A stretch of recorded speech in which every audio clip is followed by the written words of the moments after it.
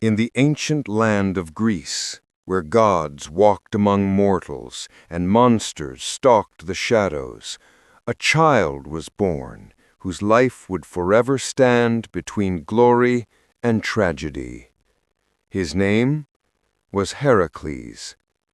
He did not enter the world quietly. He was born into a storm of jealousy and divine rage. For though his father was Zeus, king of the gods, his mother was a mortal woman named Alcmene, and that alone made Hera burn with fury. On the night he lay in his cradle, Hera sent two great serpents slithering toward the infant, their tongues tasting the darkness, ready to strike. But instead of crying out, the baby reached up with tiny fists, hands no larger than olives, and seized each serpent by the throat. When Alcmene rushed into the room, she found her son laughing beside the lifeless coils of the monsters. The prophecy was clear. This child would not live an ordinary life.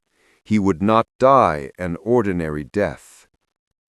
Years passed, and Heracles grew into a man who seemed sculpted from raw power.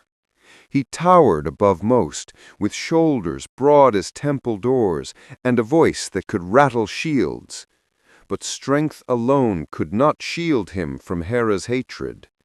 One day, when Heracles had a family of his own, Hera struck him with a madness so deep that he could not tell friend from foe.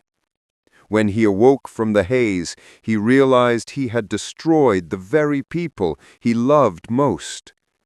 Broken by grief, he sought purification, and that path led him to King Eurystheus, a man weak in spirit but swollen with pride.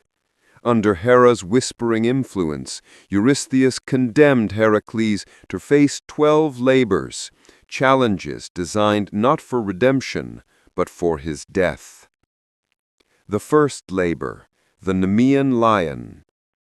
Heracles' journey began in the hills of Nemea, where a monstrous lion terrorized the land. Its golden hide could not be pierced by mortal weapons. Heracles tried arrows, spears, blades. Nothing worked. So he did the unthinkable. He trapped the lion in its cave, grabbed it with his bare hands, and crushed the life from it.